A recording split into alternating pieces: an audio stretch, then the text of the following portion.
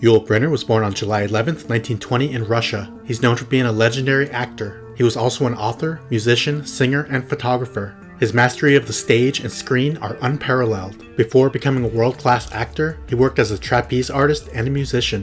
In 1941, he moved to the US and studied acting. He was in plays and TV shows. His first movie was in the 1949 film called Port of New York. His next project, a play called The King and I, brought him to a whole new level. He won a Tony Award. He performed it over 4,600 times. He also starred in the film adaptation and won an Academy Award for Best Actor in 1957. His portrayal of Ramses in The Ten Commandments was mesmerizing. He continued to have success with the movies The Magnificent Seven, Westworld, Anastasia, and Battle of New Orleans. He was married 4 times and had 5 children. He started smoking cigarettes at age 12, and at one point he smoked 5 packs a day. He died in 1985 from lung cancer. He made an anti-smoking commercial to be played after his death. He was 65 years old.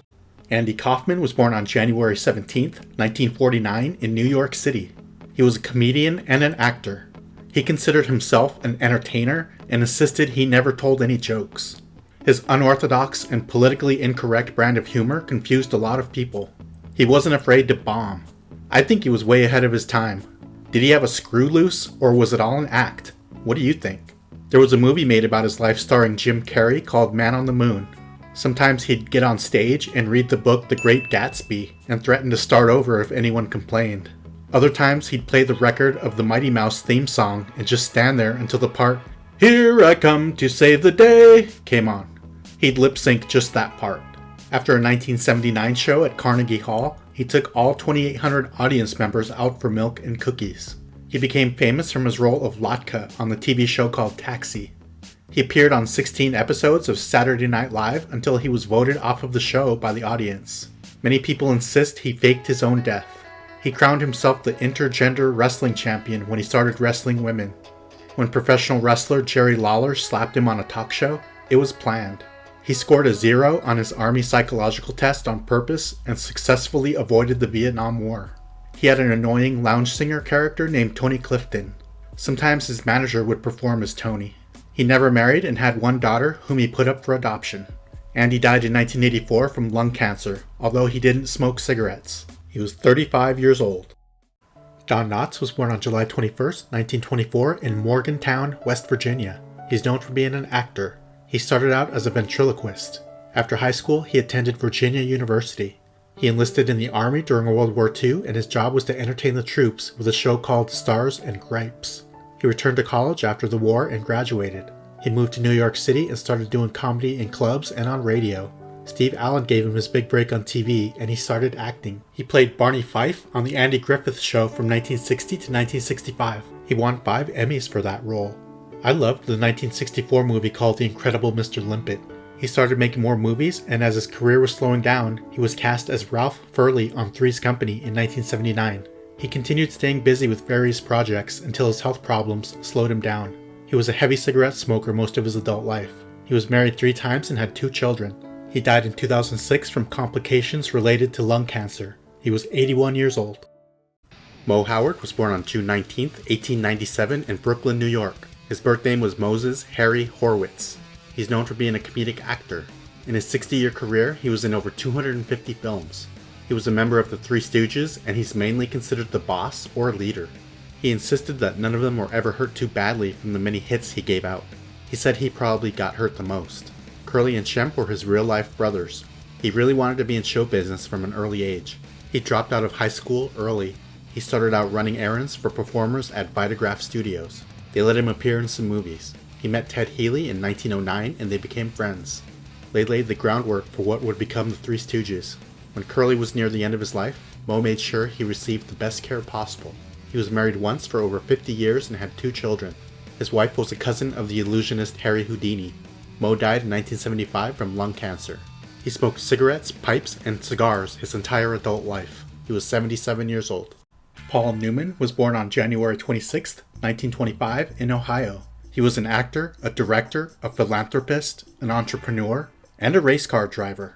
He was a Hollywood legend with a long, great career. He won an Academy Award, 7 Golden Globes, a Primetime Emmy, and a Screen Actors Guild Award.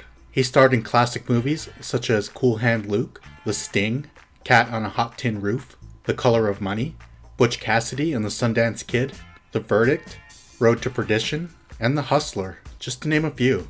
What was your favorite movie he was in? After high school, he served in the US Navy during World War II.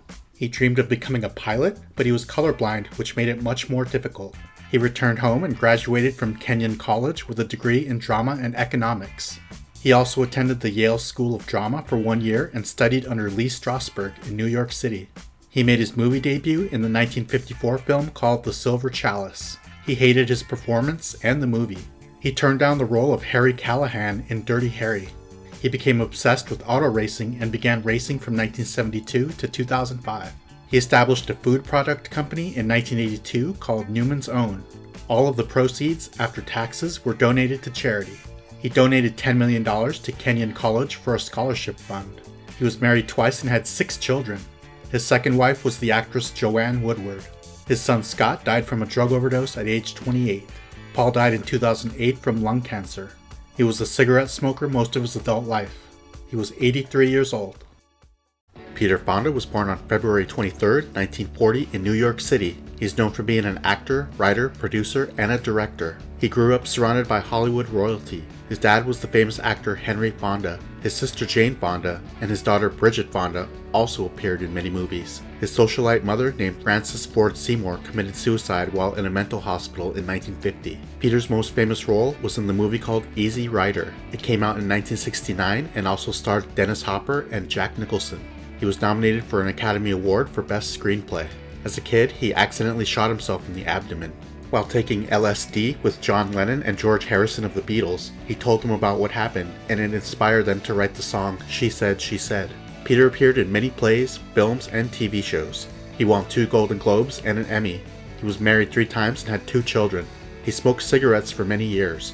He died in 2019 from respiratory failure caused by lung cancer. He was 79 years old. Vincent Price was born on May 27, 1911 in St. Louis, Missouri. He is known for being an actor, author, chef, and art connoisseur. He had many nicknames including the Gable of Goth, the Prince of Menace, and the Master of Horror. His voice was instantly recognizable. Surely you've heard him in Michael Jackson's song called Thriller. His family was fairly wealthy and he was given a fine education. He was able to tour Europe at a young age and he developed a lifelong love of art. He graduated from Yale University with a degree in English and he became a teacher for a year. Then he studied art history at Courtauld Institute of Art in London. He started out in theater before films.